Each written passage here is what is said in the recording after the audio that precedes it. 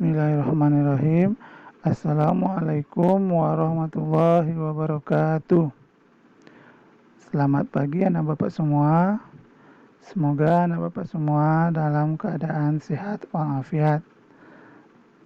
Pada kesempatan kali ini bapak akan menerangkan pelajaran tema 2 bermain di lingkunganku, subtema 3 bermain di sekitar sekolah, pembelajaran 6.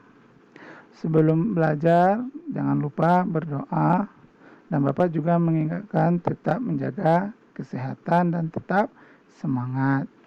Baiklah, anak Bapak semua, kita lihat materi yang dipelajari pada pembelajaran 6 ini. Yang pertama, bermain kasti, materi PJOK. Yang kedua, keragaman benda dalam permainan, materi bahasa Indonesia. Yang ketiga, pembagian dengan pengurangan berulang, materi matematika.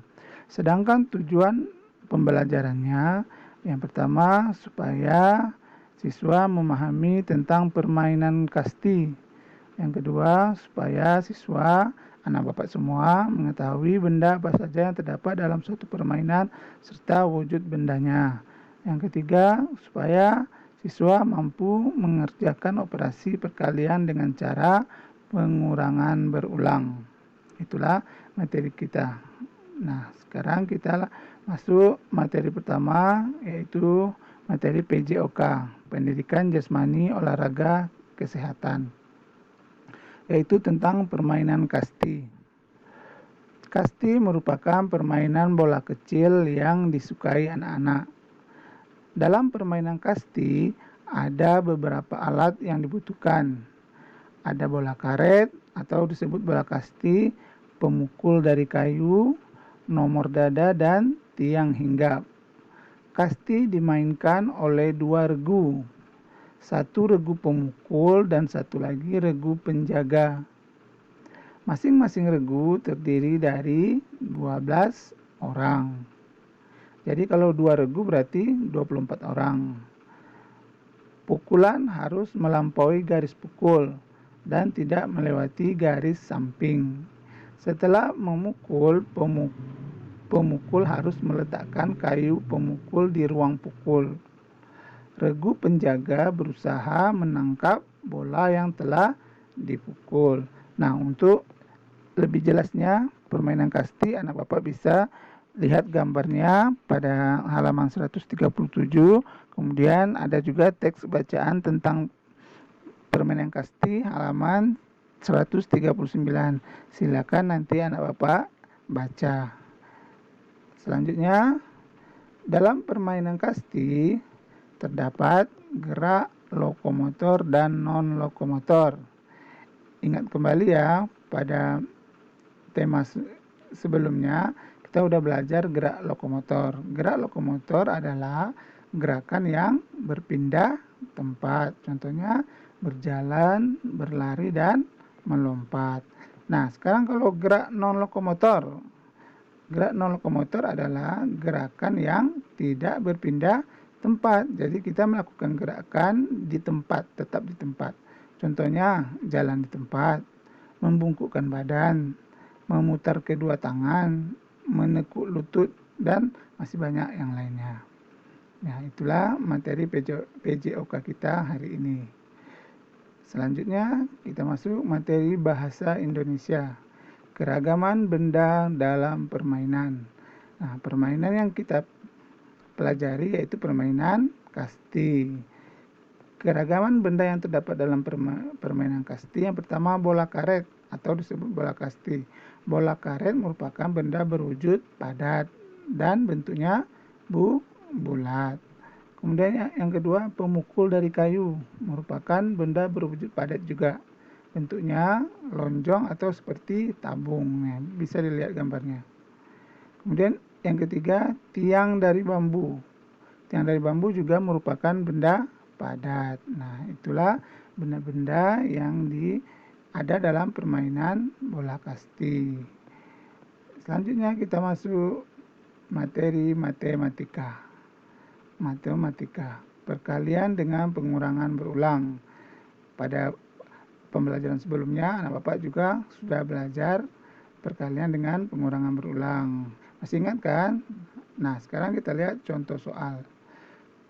Kota tempat tinggal Ahmad mengadakan kejuaraan kasti.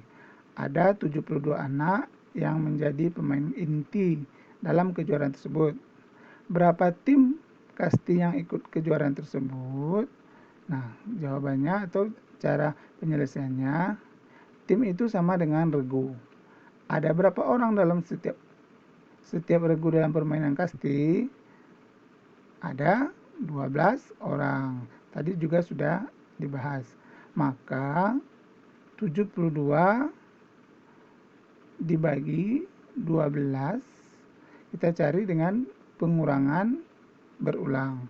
17 kita kurang secara berulang-ulang sampai hasilnya 0. Maka 72 dibagi 12 itu hasilnya 6 karena terdapat 6 kali pengurangan 12-nya. Nah, jadi ada 6 tim kasti yang mengikuti kejuaraan.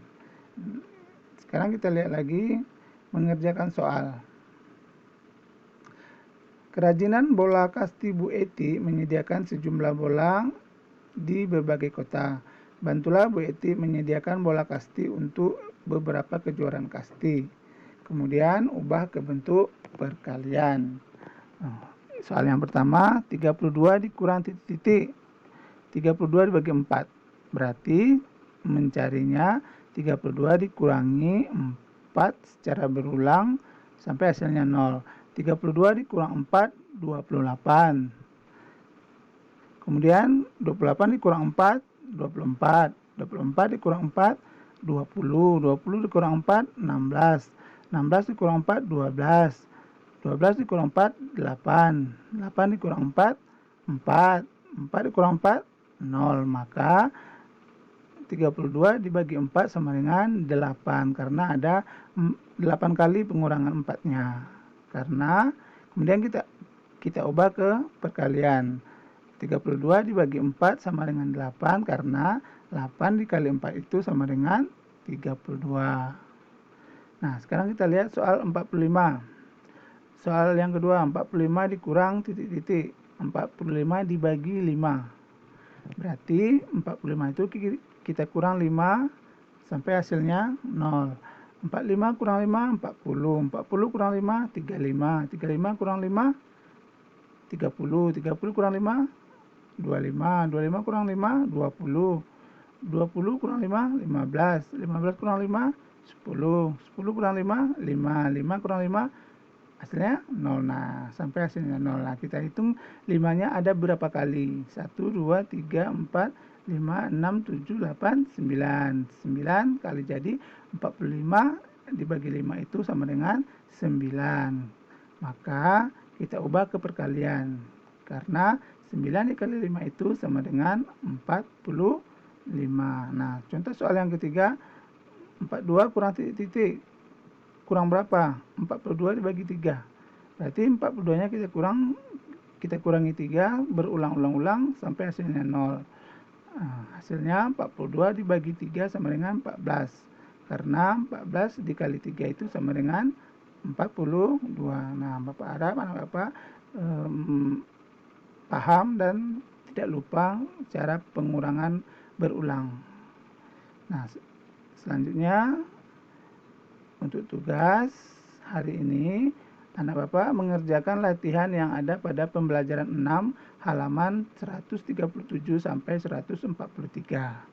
Kemudian tugas yang kedua, menulis rangkuman subtema 3 halaman 144. Tulis di buku tulis tema ya. Untuk soal latihan akhir jangan dikerjakan dulu ya. Cukup tugas yang 2 ini saja dulu. Oke?